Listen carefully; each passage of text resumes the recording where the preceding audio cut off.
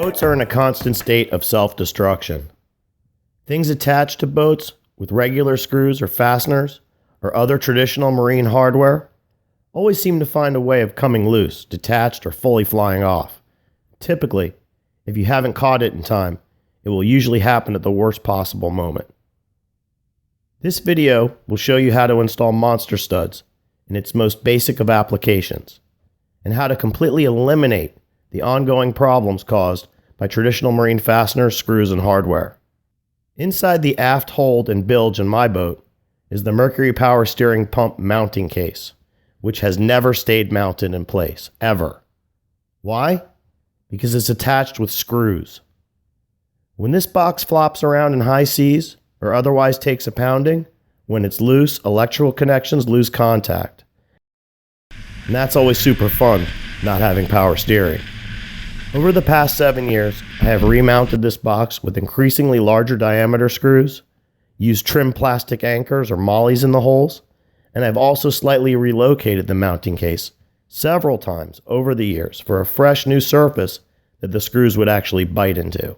Using screws that are any longer would go right through my hull, and clearly the longest and fattest possible marine fasteners I can use are not good enough to hold it in place. I've proven it time and time again over the past 7 years. Traditional marine hardware wasn't going to work, ever. The location of this box is not the most easily accessible, but if I remove the entire access hatch with its frame, I get a whole extra 3/4 of an inch to squeeze through, which actually makes a big difference when I'm cramming my torso into this area to do work, to be able to use two hands.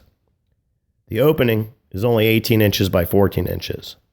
Whatever you need to do to give yourself the best access to work in some of these tight holds and lockers, just do it. Chances are you or your mechanic already know how to maximize access to work with two hands in these tight spots. The good news is that the device you're using monster studs to mount will never again be the reason you have to squeeze into a tight spot to use two hands because you're using a standard or traditional marine fastener or screw. Once monster studs are installed, one hand gets your device detached and reinstalled, and it won't get detached unless you unmount it intentionally. That's the beauty of monster studs. Bulletproof, permanent attachment of your device with the ability to remove and reinstall it without affecting the permanent point of attachment. Traditional marine hardware and marine fasteners are the problem. Monster studs are the solution. Here's what you need to install monster studs. So obviously, the first step is to remove whatever fasteners or hardware have been letting you down. Then, attach monster studs to the mounting plate holes on your device. Only use a 1/4 inch drive 7/16 ratchet or small open-end box combo wrench or ratcheting wrench to tighten the nuts down. Monster studs are made of 316 stainless steel, which is a soft metal. If you use a large wrench or impact driver, and start torquing a lot of leverage on them one way or the other, you could bend them, especially with the nylock nut, which will naturally resist threading on and off. That's its job. The good news is that 316 stainless steel is the most corrosive resistant to salt water and other solvents, which is exactly what you want for all your marine hardware and marine fasteners. So stick with a smaller hand tool, go nice and slow, and you'll be fine. If you have to enlarge the holes in the mounting plate of your device, then just do it. Drill them out. Monster studs need to be able to freely and easily go in and out of the holes with zero resistance and plenty of clearance. Once you have monster studs securely attached to whatever you're mounting, place your device where it's got to go and trace the outline of the monster studs base plates onto the mounting surface. So now that we have the location of our monster studs laid out, if we have older or sketchy loose gel coat or paint, we're going to need to remove all the loose material to get the most bulletproof bond we can. I've always said that the easiest way to remove 3M 5200 is to just not use it. If the bonding surfaces are prepped properly, it will never come off, ever, even below water. The deck where my steering box is mounted was pretty trashed from all the old screw holes, so I sanded a good portion of my mounting surface points of contact down to bare fiberglass. I definitely did not want to have to deal with this thing ever coming loose again. So I made sure I would have a solid bond at all points of contact.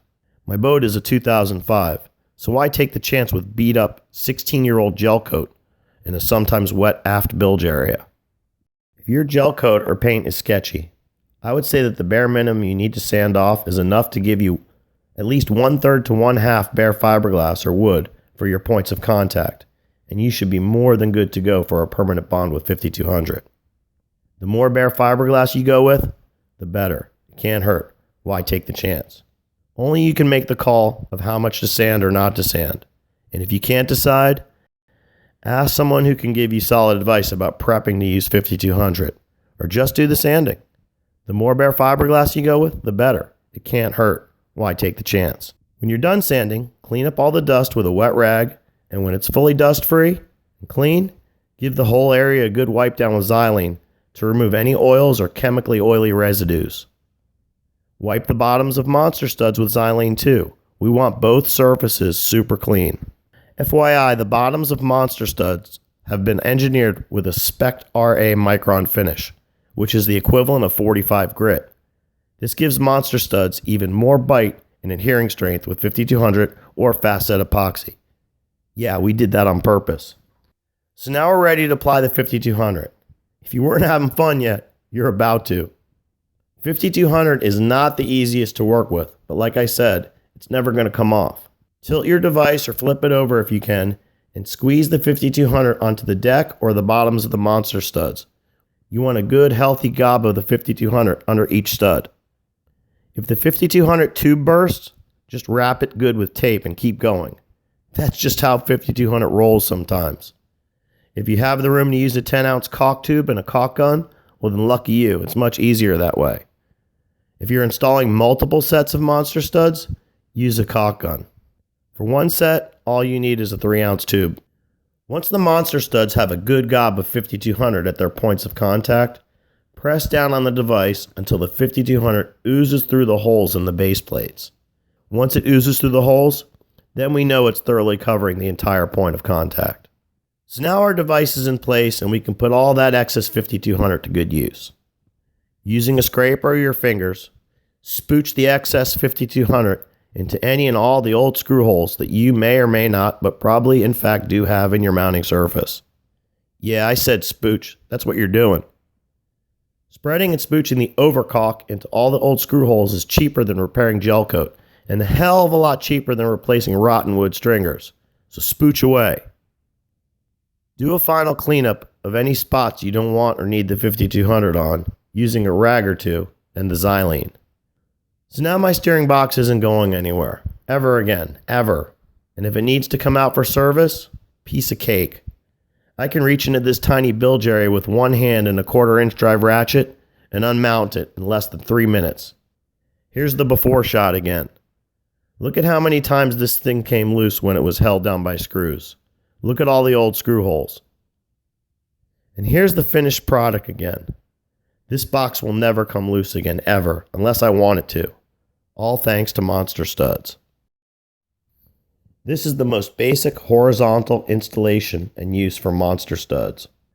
With a standard nut and an extra washer below the base plate of your device, and the nylock nuts and washers on top where they belong, you can raise and lower the elevation of whatever you're mounting if you want or need to.